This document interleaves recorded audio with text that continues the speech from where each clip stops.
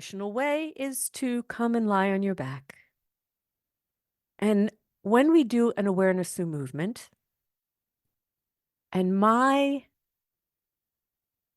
desire, I don't want to talk about it being a goal, but it is a desire, is to facilitate, awaken, and enable that when especially we're exploring in awareness through movement, but can that translate further into our daily life? Being present. So that we're shifting our mood from doing something to one of learning, exploring slow enough that we don't lapse back into a older hardwired habit. They're not wrong, but when we go fast, we're right into a habit. So something to awaken our attention, our awareness has gone to sleep. So come present into yourself and find interest and amusement in being here. Because the improvements that happen, that's why you're here through an awareness through movement lesson, they'll integrate into your daily life. You don't even have to think about it. That becomes a more hardwired pattern where you catch things and you shift and you adjust and you adapt. And it's better. The doing, the activation in life, the challenges that come before us. Notice your breathing. And as we rest and settle, our breathing quiets. So you listen to that shift.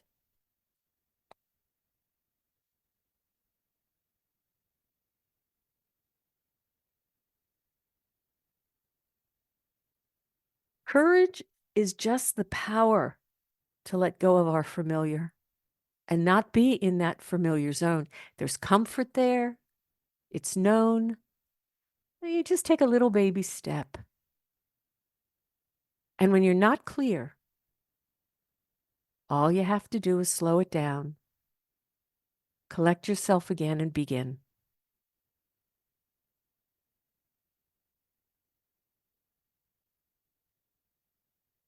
Now, very slowly, feel the weight of your right shoulder blade against the floor and compare it to the left. And sometimes the person, it's not clear until they make a little movement, so that's fine. If you need to create a little bit of movement to wake up, is one leaning a little bit more into the floor and one, well, it's different. It's not as the contact, where the contact rests. It's different. That would lead you to think that shoulder is already beginning the process of lifting. And so, based on what you feel, find the simplest and easiest trajectory for whichever shoulder blade you're deciding to start with. Feel what happens in your shoulder blade as you transition that arm, whether it bends, what is the trajectory, that you can bring that arm forward towards the ceiling. It becomes like a flagpole.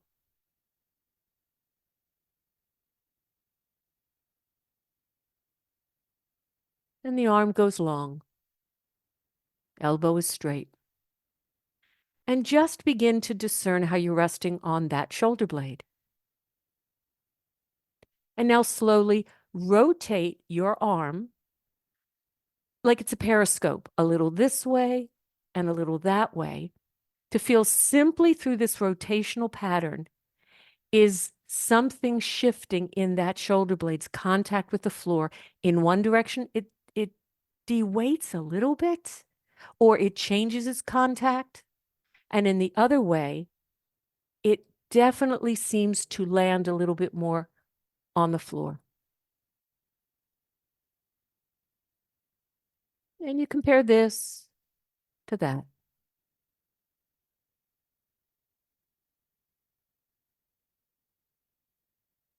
And then very slowly, Find that place that you think is neutral for you. In the shoulder joint, that the arm, although it's in the vertical, it's at 90 degrees, you're resting on that shoulder blade. And then slowly, as you exhale, lift the shoulder blade that directs that arm forward towards the ceiling. You could think of a function like, well, there's something above your hand that you're reaching for. And then when you're ready to replace the shoulder blade back on the floor, you inhale. Now place your left hand or the right hand on the side of the chest that is going to be active. It's the arm that is the shoulder blade that's lifting. And you don't have to do anything with the hand, but it's going to give you sensory information. As again, on the exhalation, you lift the shoulder blade and you feel that the arm is going forward towards the ceiling. What happened in that side of your chest? The collarbone, the sternum. Might I even say your head or your neck? Maybe even the ribs below the shoulder blade. Did they change their orientation to the floor? That when you inhale and you bring that shoulder blade back to the floor, everything else settles back. And if you want to use that hand that is across your chest and inquire, is this what's happening? So that you are going with what you think. Is that side of your chest concaving to roll the back side of you a little bit more into the floor so that the front gets concaved? Does your head move and in which direction?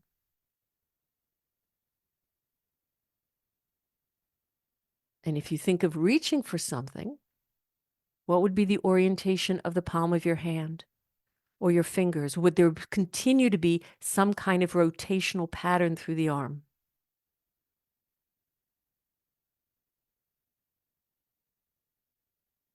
Beautiful. And then slowly put that arm down.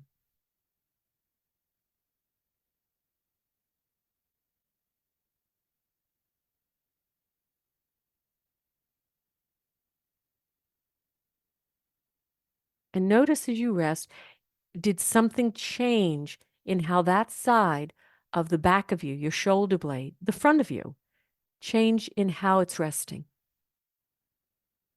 Did it settle a little bit more? So make the same exploration with the other arm.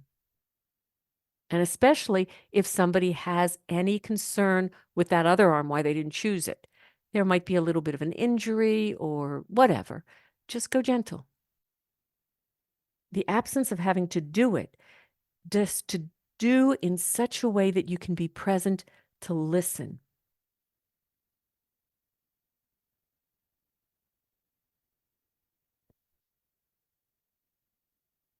The timing is everything. And when you take a pause to refresh yourself, to reevaluate, and you return to the idea, notice if it isn't clearer. And if it's not, it's okay. You're finding a pathway. How? And if you want to use the other hand to examine, maybe the other fingers support the movement. What would they do? This is a little bit of what we call self-FI. Are you supporting the movement? Are you doing something that's making the movement harder? You could.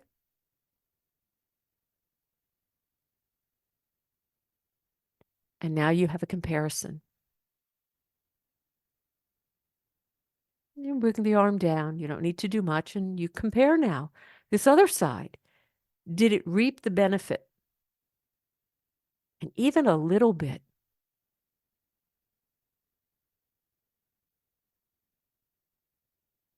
Now, bring both arms forward and put them together, whether you glue your palms together, triangled arms, or you want to interlace your fingers. There are different strategies. Find the one that works best for you. And now very slowly, keep the elbows straight, but lift the first shoulder blade that you lifted away from the floor, and notice where your triangled arms go. Is one shoulder blade rolling away from the floor, but the other one is leaning more into the floor? Are your triangled arms listing because you keep the elbows straight, biasing a little bit to the other side of the shoulder blade that is lifting? Does your head and neck start to come along? That's it. And then you can begin to alternate. You inhale, you bring the shoulder blade back. You exhale, you lift the other shoulder blade, alternating. And feel with this sense of ease slowly. It's the exhalation that is powering, fueling this movement. And by keeping the elbows straight, the movement doesn't go out the elbows, it goes straight through into the apex of this triangle, which is where your hands, your fingers interlaced. That's the apex, that's the point of the triangle.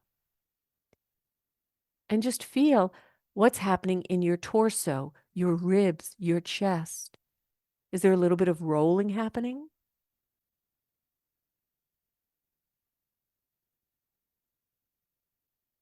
Good.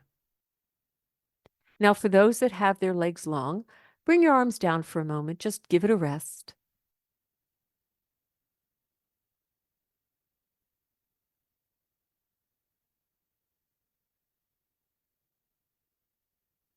Bring both feet to stand.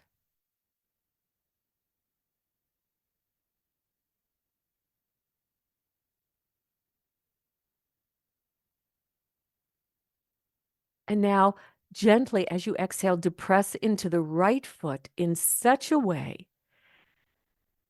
build in successive approximations, that eventually you feel how the bent left leg, left knee, gently falls out towards the floor to the left of you, powered by the depressing into the right foot, and the right knee stays more or less in the vertical.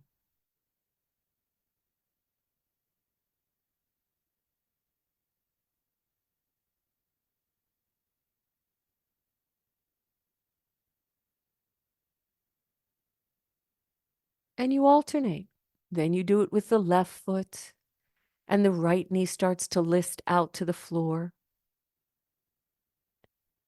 But it's fine to just do this lovely little rolling through the pelvis. But and it's not difficult, there isn't discomfort in your hip joint. What would have to happen in order for the knee, that is not necessary right now, to actually lay out on the floor?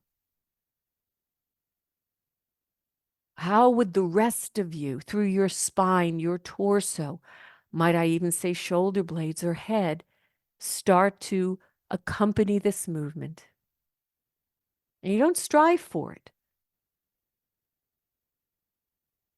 Can your belly, as you're exhaling, start to fill? It can fill whether you're exhaling or inhaling. It doesn't matter. So that instead of the back trying to push itself into the floor, one side of the back is actually lifting away from the floor. The other side is rolling into the floor.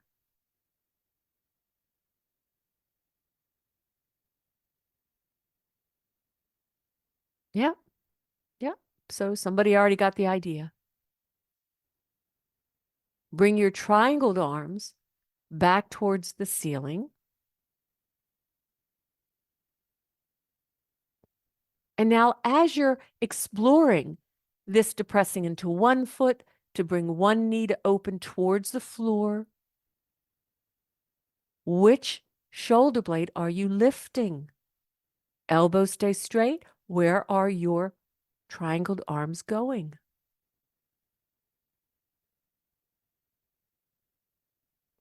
Is it uncanny how you understand how one side of your torso, whether it's the pelvis activated by the pushing foot, whether it is the shoulder blade, which is activating the lifting of the arm forward towards the ceiling.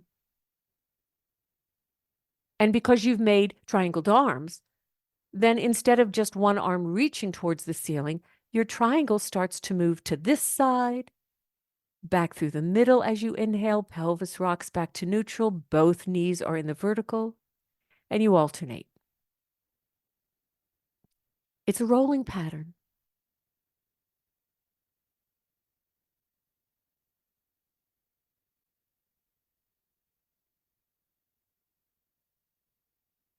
That's it. And you give up striving to make something happen, which is why we are very careful in how we start to describe the potential of where this could take you. And then let that all rest. Totally rest. Arms down, legs down, unless for comfort you are choosing another way of resting. And notice your contact.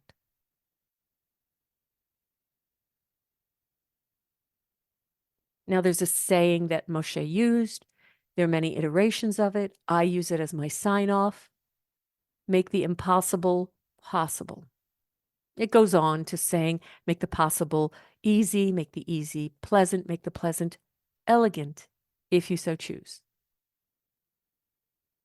But in order for something to be possible, it's not that you strived and you forced and you did it, because you won't want to do it again.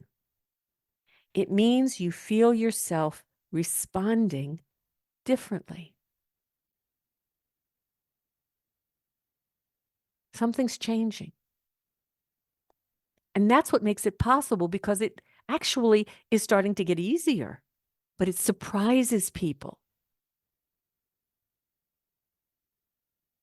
Now bring your feet back to stand. And instead of pushing into your feet, keep your feet as quiet. You're just using standing feet right now so that your lower back is a little flatter into the floor, then possibly a little lifted when the legs are long. Bring your triangled arms back towards the ceiling. But now don't tilt the knees from side to side. Don't try to push into one foot and lay the other knee out on the floor. We're going to create a little bit of a constraint that creates a differentiation.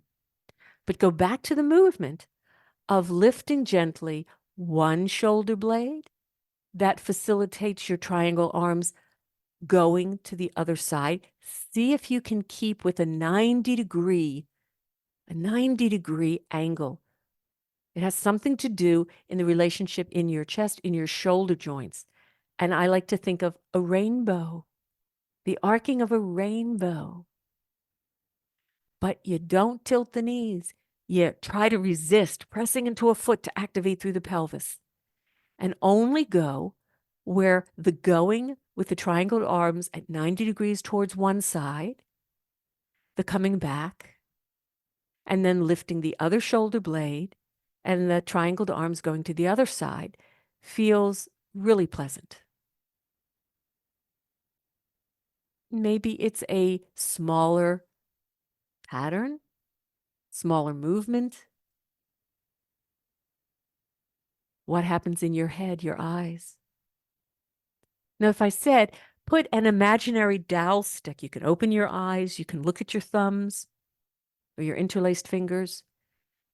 You can close your eyes again, but keep the image of that dowel stick so that your head moves the equal amount your triangle arms move.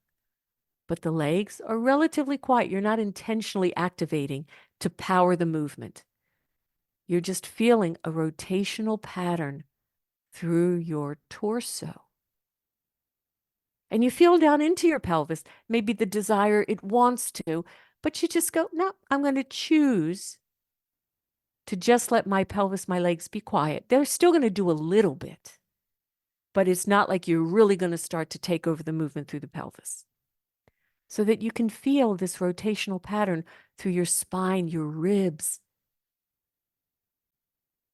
Is your sternum sinking into the floor, becoming more concave, while the back of you, the spread from one shoulder blade to the other, is getting wider?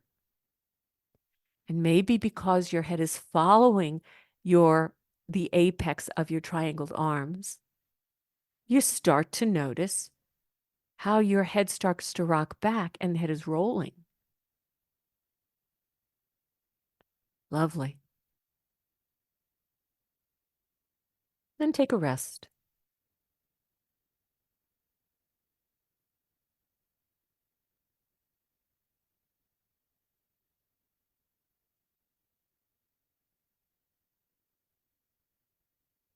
So I just have this desire, this passion, because what Feldenkrais offered me, and I really mean it, it gave me my life back.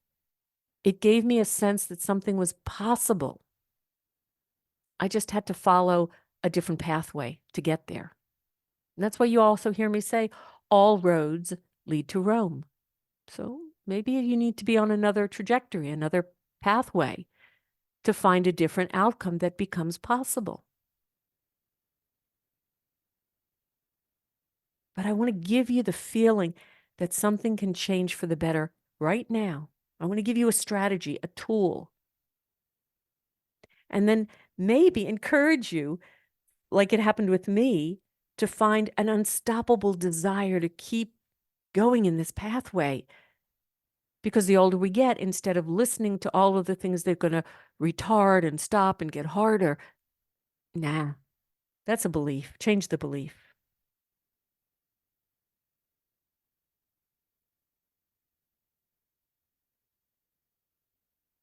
Now, bring your right foot to stand, have the left leg long. And return your triangled arms to the ceiling. So there are a couple of ways you can explore this. You can activate in the right foot. In one of those activations, notice how it facilitates and it aids you, makes it even more possible for your triangled arms to go further to one side. And begin to lift the right shoulder blade. Maybe you want to activate into the right foot. Let your belly fill with the exhalation. Maybe the long left leg starts to roll out. Maybe the long left knee wants to start to bend a little bit as you start to bias a little bit more onto your left side. But when you come back to the neutral, you keep the left leg long, the right foot is still standing in the vertical, and you lift the left shoulder blade, and you take your triangled arms to the right. Now there's a constraint there, because you got your right pelvis, your right hip, your right knee more or less in the vertical. But notice what starts to happen. Maybe something spirals in such a way that something else becomes possible.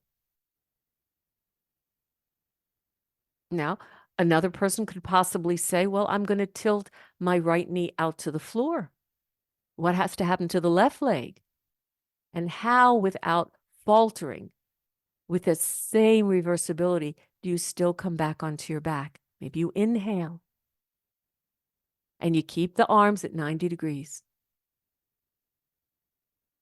You might want to take them up or down. We'll do that later. But right now, keep the 90-degree angle at your shoulder joints through your chest. Keep the dowel stick going between your nose and the arms. And feel what becomes possible. You might be able to roll more or less to one side as well as the other, as long as the return to your back is reversible. You don't hold your breath. You don't glitch. To which side are you more able to go to the side? If one side is easier, what is it that you're doing that makes it easier? As if the bottom arm, it's becoming the bottom arm, could lay down on the floor, could actually almost get to the side. There you go. And if you let go of the vertical foot, the knee to do it, okay. But maybe you don't have to. Keep finding what's possible. Once you find one possibility, find a second possibility and a third possibility. And then you come back and you rest. You just let everything go.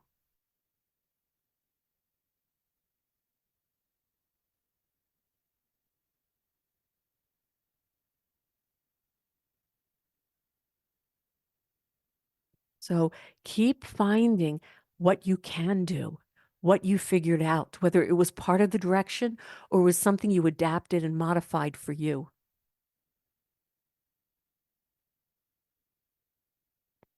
Because that's your intelligence.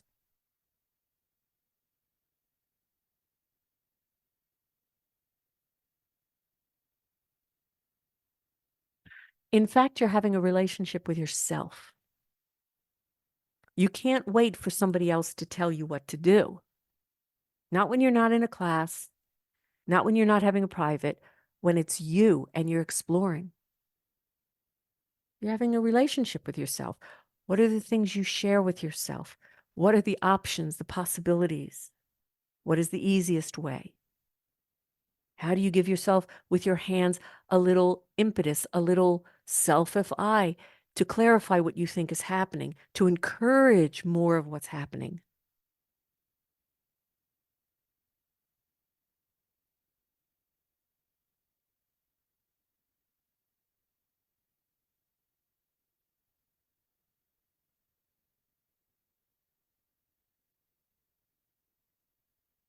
And now bring your left foot to stand, the right leg is long.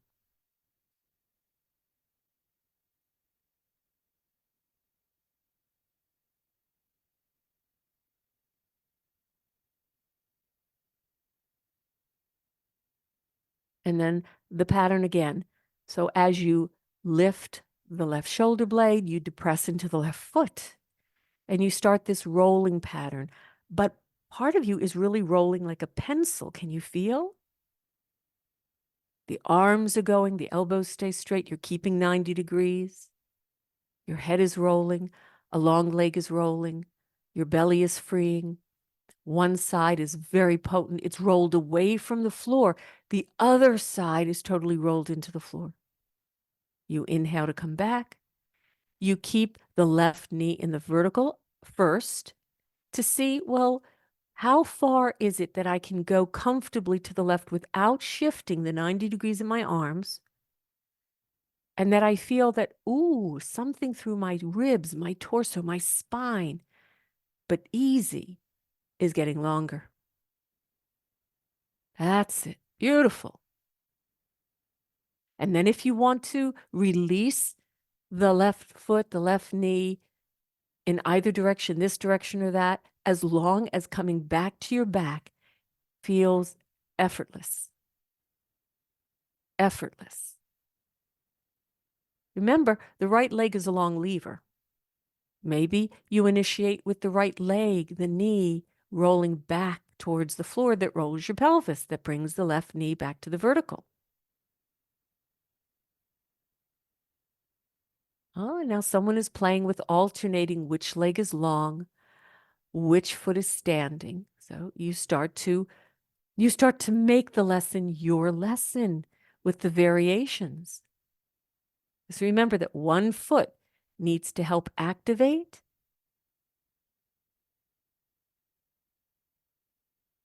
It's a dance.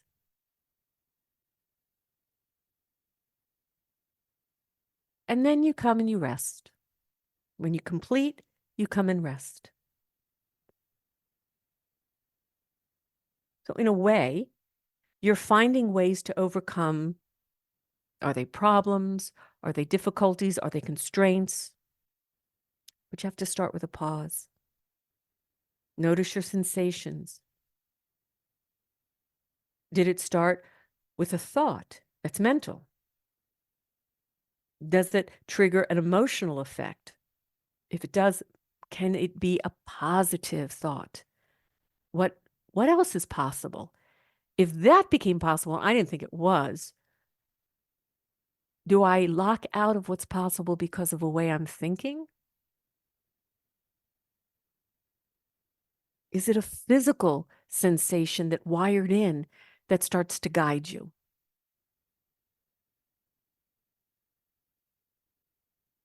Now, whatever the order of these experiences, whether it is a thought, mental, and triggers an emotion, or it's physical, just find how each one can inform you, because every thought, every emotion has a muscular configuration. So you want the thought, the emotion, the muscular configuration to be the one that is the most appropriate for a desired action to be fulfilling, efficient. Bring your feet to stand. And now slowly, just with your arms resting, begin to tilt your knees from side to side.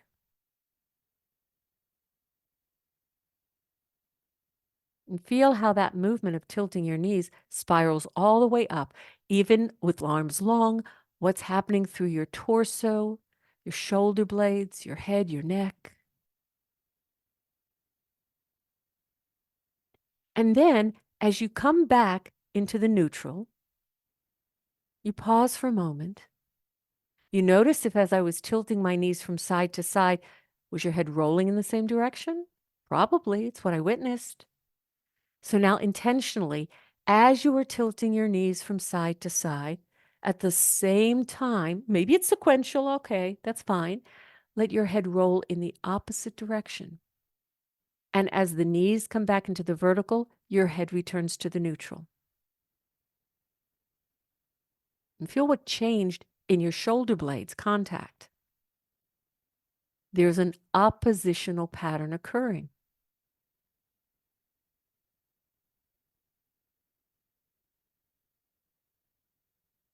There's a twist. There's not just a rotational pattern. There is, but then there's a place within your spine, a specific vertebra. There's the changeover. And that's where the twist occurs, like you're wringing out a washcloth.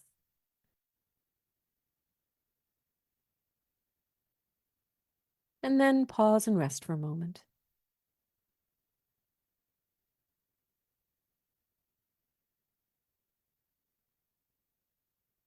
So you always hear me say, start in a place where you feel more comfortable. And from there, seek to make that situation, that experience, even more comfortable. And you pick a challenge within your reach to explore the options. So notice how I'm breaking down this lesson. Many iterations, many approximations. Bring your triangled arms again towards the ceiling.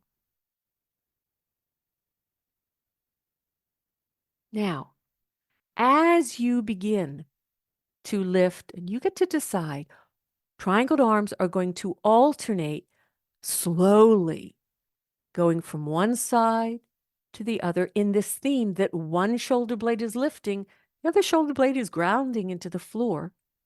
And let your head follow the triangled arms.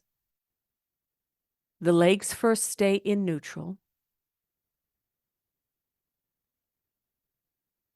So you reawaken this triangled arms going from side to side while your head, your eyes, whether they're open or closed, are like a dowel stick. The nose to the hands are going in the same direction. You're rolling over your shoulder blades, rolling over your ribs and your spine. And then at some point, when you come back to the middle, the neutral, begin to have your knees tilt in the opposite direction your triangled arms and head are going. And look for the timing of your coordination. Keep reminding yourself that the elbow that's going towards the floor stays straight, because that's the one that usually wants to begin to break the elbow, meaning it bends. No. Straight arms. And you alternate. The triangled arms go this way with your head and your eyes following, while your knees are going in the opposite direction. And the whole time, where is the twist occurring through your spine? How far you go, that's up to you.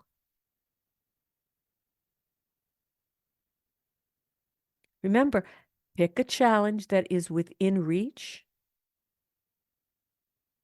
so that it's a small exploration to explore options and possibilities.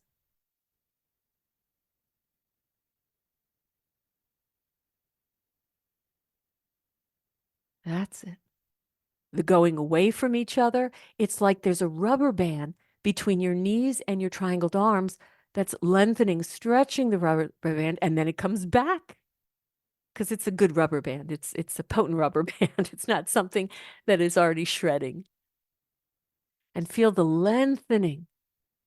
And now as you're doing this, if you want to start to change the angle of your triangle arms to go a little further up, to stretch that rubber band a little bit more, but when they come back towards the ceiling, have them at 90 degrees. But if as you take the triangled arms over to one side and the knees to the other, you're encouraging even more lengthening between this rubber band or thread, whatever you want to think of it as. That's it.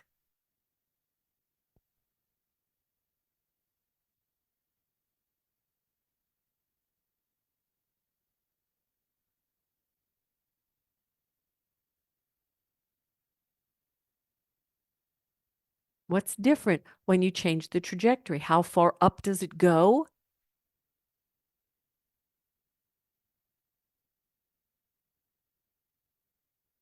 What changes if you take the triangled arms a little down instead of up?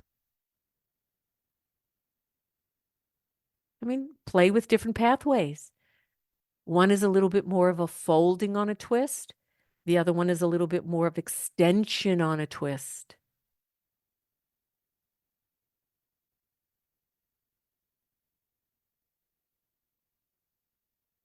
Yeah, someone's using long levers of the legs rolling.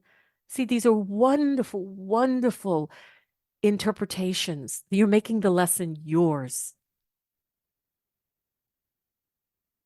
And then just come back to the 90 degrees with the arms, taking the knees and the arms, triangled arms in opposition, but add in one other little brain teaser. Have your head, eyes follow the knees. Your triangled arms are the one that's going in opposition. So you got to slow it down. The movement might not go as big. Pay attention to the ground side elbow. Stay straight. Don't try to make it as big. This is a huge, huge brain teaser. You don't have to do a lot.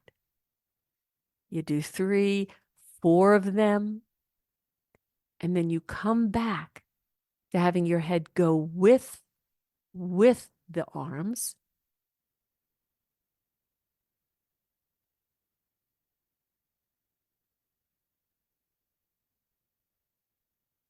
And then have your knees and your arms and your head all go in the same direction.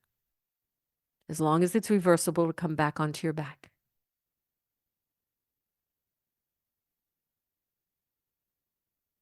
And notice alternating this side through the middle to that side. Did each one of these problems to solve facilitate more pliability, mobility, availability of you to be able to balance yourself, going slow, lengthening? And then the next time you come back to your back, let it all go and take a rest.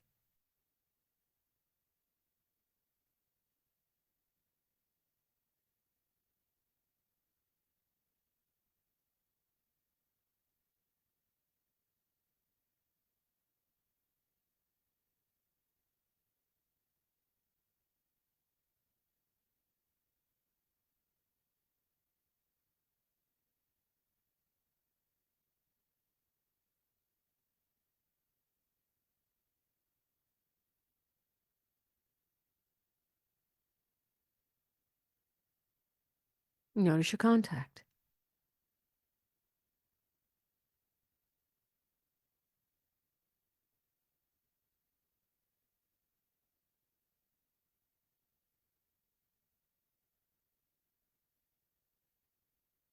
I often try to share with many students, people, clients, you don't have to take the time out of a hectic day or you've lost the attention, the focus, and do a whole lesson.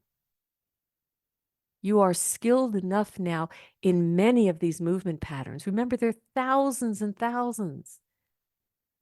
So many of them are so familiar to you. Just play with them, even little bits, to reset yourself. And they can happen not only on your back, they can happen seated, standing. I mean, I do ATMs hiking. And now bring your feet to stand. I'm going to give you your bias. Cross one knee over the other.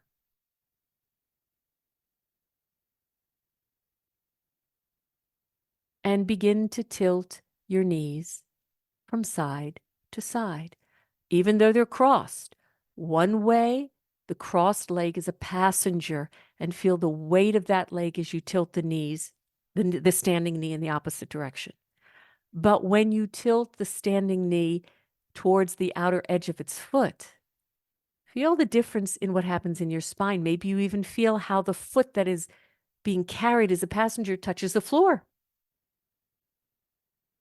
Maybe as you tilt the knees to the other side, you feel, well, a portion of the outside of my hip joint of that leg that's a passenger, the thigh starts to make some contact of the floor. And feel this twist through your spine. One of them feels like there's a little bit more of arching and extension.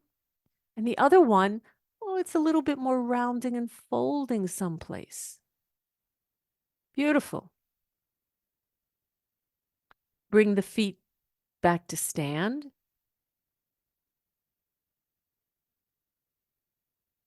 Just pause for a moment and rest.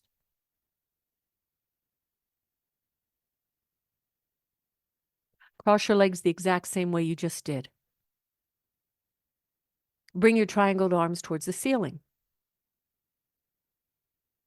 When you tilt the knees, where you feel I'm rolling, but there's a little bit more of arching happening, take your triangled arms in the opposite direction. That's it. Just feel the twist. Come back. Now, tilt the knees in the opposite direction where there's more of that rounding folding, but the triangled arms go to the opposite side in opposition. And notice there was a little struggling when the knees went a little too far and the arms couldn't. So balance the movement. It's not going to be as big. Don't try to make it as big. Just go a little bit this way and that way, waking up your spine and all of these small paraspinal muscles. Doesn't have to be big. It has to be with your attention, your awareness to how you're exploring, specifically to create ease, comfort, length.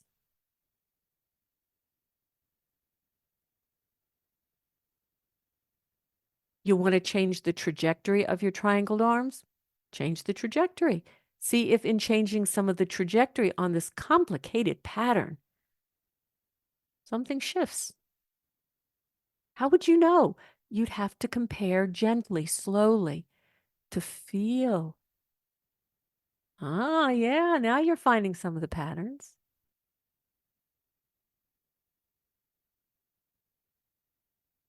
Lovely. Yep, that's it. And then come back, uncross, and just rest.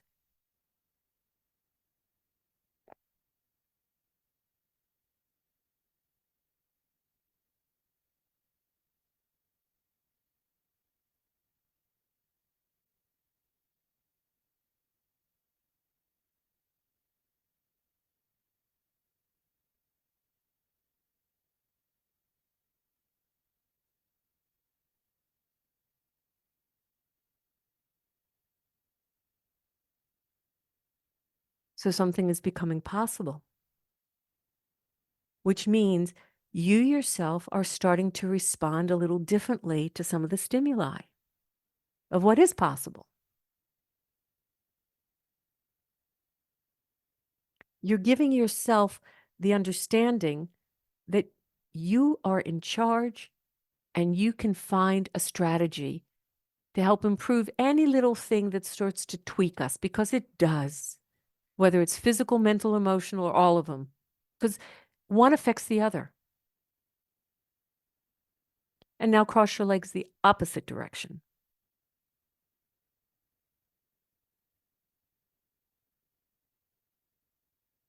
For someone that has difficulty crossing the knees for whatever reason, you can use the variation of just tilting the knees, or you could even put an ankle on the knee.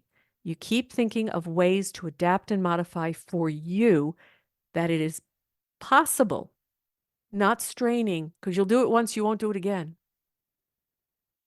And tilt the knees from one side to the other to discern what is the difference in the contour of my spine, the pull in a sense, but keep it gentle through the hip, through the pelvis, through the spine, through my shoulders.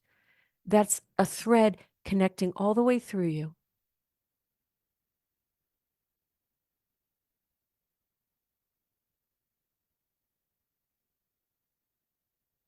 And then bring your triangled arms back towards the ceiling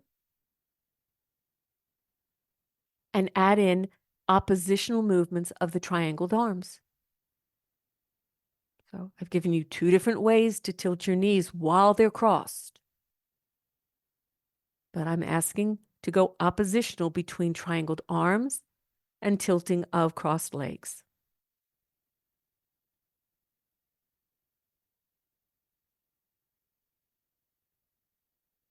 And now, just to make it clear that you're finding so many strategies, so many possibilities, so many ways of creating your own little variation on the theme, take your head in the opposite direction it's going. If your head has been going and following the triangled arms, follow the tilting of the knees.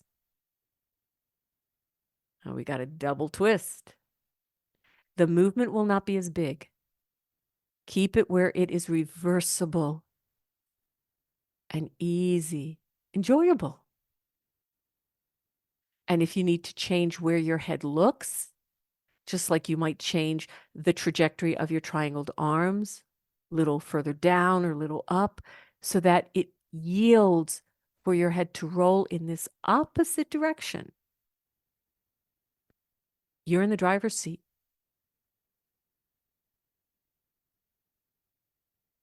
Yeah, there you go. The movement just naturally grew because you found a different trajectory for that pattern. Good. Then once, come back and have your head go in the same direction your arms are going. Yep. So we're releasing one of the constraints, the oppositional patterns at a time. And then let the tilting of the knees crossed and the arms and the head all go in the same direction as long as you maintain reversibility. Maybe the movement gets smaller,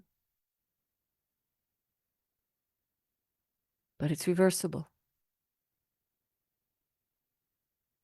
And then as you're tilting your triangled arms from one side to the other and your head is following, uncross the legs, lengthen the legs, but keep the triangled arms going from side to side. You could slide the legs down long in the process.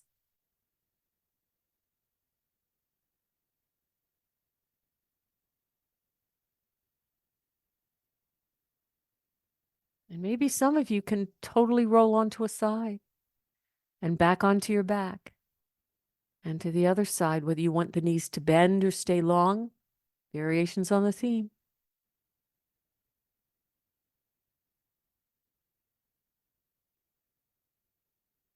And then you let it all go. You just come back, you lie on your back, lengthen your legs if comfortable, lengthen your arms to rest.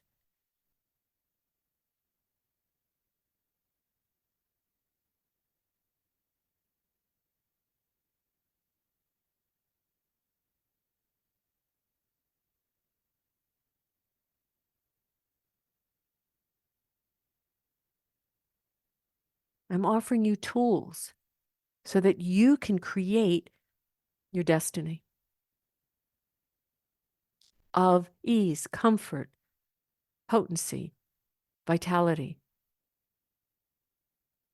And now with legs long, let's just go back to the movement. Bring both arms forward towards the ceiling, not triangled arms. Both arms are in the vertical towards the ceiling. And once, lift the right shoulder blade, right arm is going forward towards the ceiling. And then lift the left one. And see if this basic way we started the lesson, you might even be able to roll to the side because one arm that you don't need starts to soften towards the floor. The elbow can bend so that that upper arm lands on the floor. Maybe the knee rolls and bends to the side. Just take your time.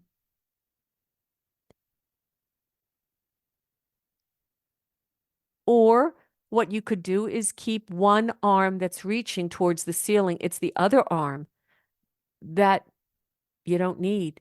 So as it's lowering to the floor, you could bend the elbow and stand on the elbow with the forearm and the hand still in the vertical. But the other one is reaching towards the ceiling, reaching towards the ceiling. That's it, that's it. And roll that way. So you feel the one arm, oh yeah, or then you could roll and bring yourself up to sit. You see, you understand something is awakening in you as possibilities of how one leads to another function. And when it happens, notice. Notice that's your intelligent brain. And then use it. Which hand do you want to look at? The hand towards the ceiling, the hand towards the floor, if you want to come up to sit. Where would your eyes go? Would they want to look at the knee? What is the trajectory? There you go. That's it. Beautiful. And bring yourself to sit this way. And then slowly transition to come to stand. That's it. Oh, that got easier, didn't it? So it's a lesson often known as practitioners of balancing flexors and extensors. I'm going to say organizing through balancing your flexor and extensor muscles. There's your lesson for today.